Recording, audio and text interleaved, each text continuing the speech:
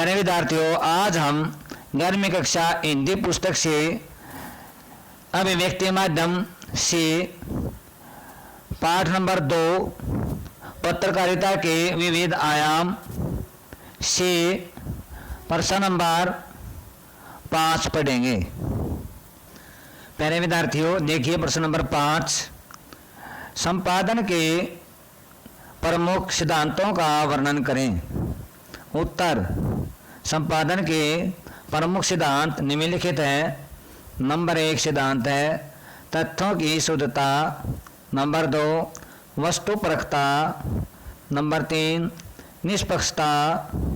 Number 4 संतुलन। Number 5 स्रोत। Number 1 है तथ्यों की शुद्धता या तथ्यपरकता।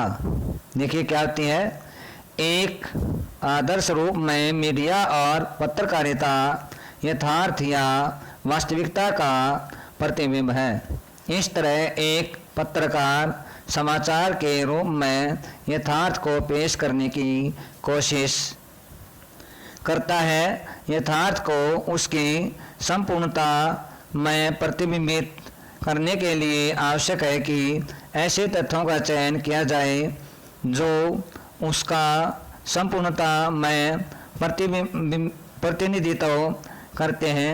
लेकिन समाचार में हम किसी भी यथार्थ को अत्यंत सीमित चयनित सूचनाओं और तथ्यों के माध्यम से ही व्यक्त करते हैं।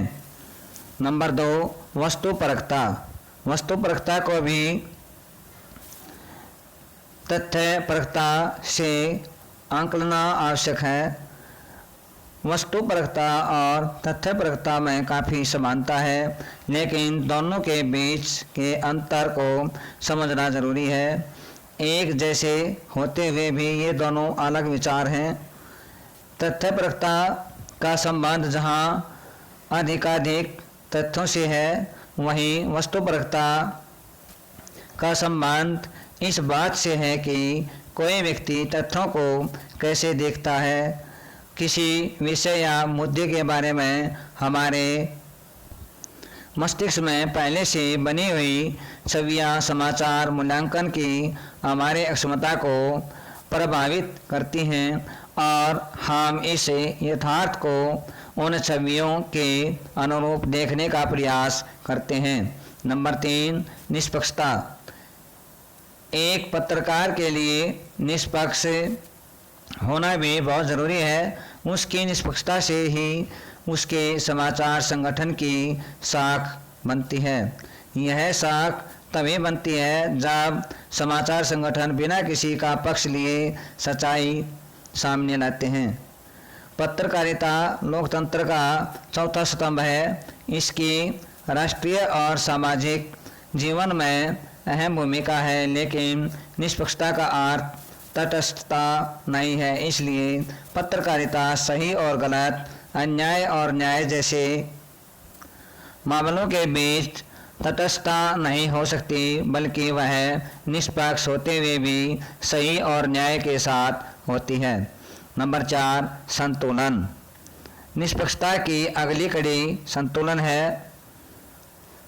प्राय मीडिया पर आरोप लगाया जाता है कि समाचार कवरेज संतुलित नहीं है, यानी वह किसी एक पक्ष की ओर झुका है। आमतौर पर समाचार में संतुलन की आवश्यकता वहीं पड़ती है जहां किसी घटना में अनेक पक्ष शामिल हों और उनका आपस में किसी न किसी रूप में टकराव हो।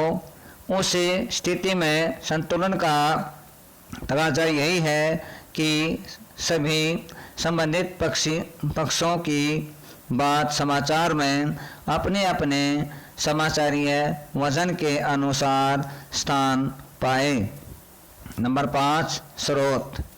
हर समाचार में शामिल की गई सूचना और जानकारी का कोई स्रोत होना आवश्यक है। किसी भी समाचार संगठन के स्रोत होते हैं और फिर उसे समाचार संगठन का पत्रकार जब सूचनाएं एकत्रित करता है तो उसके अपने भी स्रोत होते हैं।